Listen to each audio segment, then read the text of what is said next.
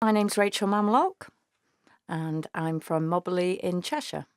I had no personal connection to the charity, but obviously it's a fabulous charity. So I joined having done some fundraising before then.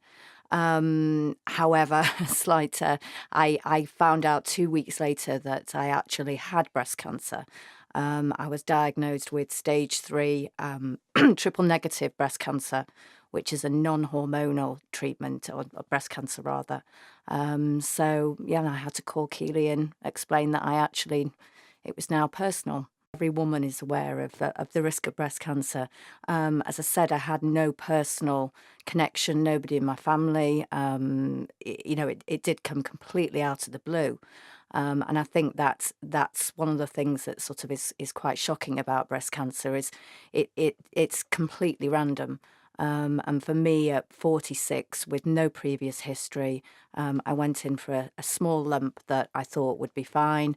And yeah, to be told that no, it wasn't fine, and it was a very aggressive lump. Luckily, I'd found it early, and therefore my treatment was to start immediately. And I had a lot of treatment.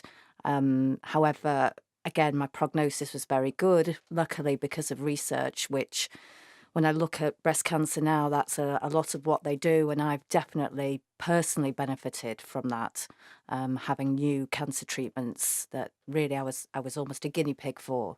So yeah, I mean, for me now, breast cancer now it's huge, it's vital.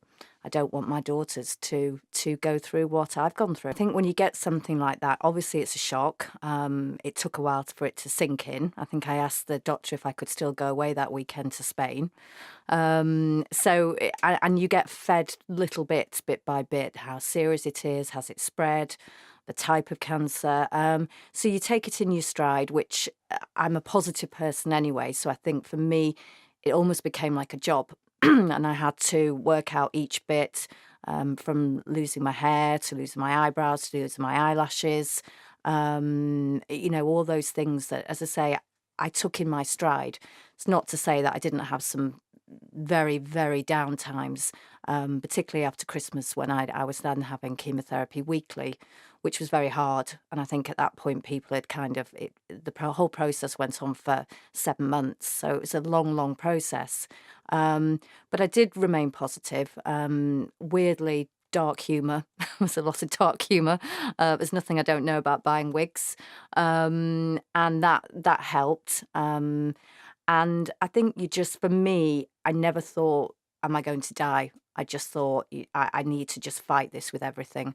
And I think that got me through it, definitely, just trying to remain as positive as I could. I finished my treatment last May, and that was 13 chemotherapy and 20 radiotherapy.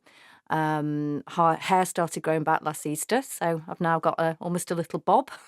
I consider myself cancer-free at this stage. I mean, I do have checkups regularly, and I feel really, really well and fit and positive and ready just to go on with my life. The ball itself is basically just to raise, as I say, awareness, money, and get everybody on board with this. I mean, it is affecting so many women. And I mean, I really don't think there's anybody that probably doesn't know somebody that's either been diagnosed or will be diagnosed. We all, in Manchester and across the UK need to really get behind breast cancer now, and get the research and the money coming in.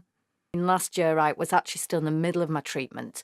So I went, but I remember being a little bit sort of dazed by it all, and also being at the first charity where I was actually, everything they were talking about related to me. So it was a very emotional night for me last year. I think this year, the fact that it's behind me, and just feeling really proud of the fact that we're part of such an amazing event. I mean, I've been to many black tie events over the years, but this one at the cathedral it's absolutely mind-blowing. I mean, it is beautiful. The setting itself, I can't even explain. It's like walking into a film set. So that, and the good music and the people, and yeah, it's just a really, really good fun night. And I'll be able to dance and not get tired this year. It is slightly ironic that I had joined the committee literally 2 weeks before I was diagnosed myself. But so it is more personal. But yeah, it is. It's for me. I think I probably would have gone and joined something anyway because that's my nature.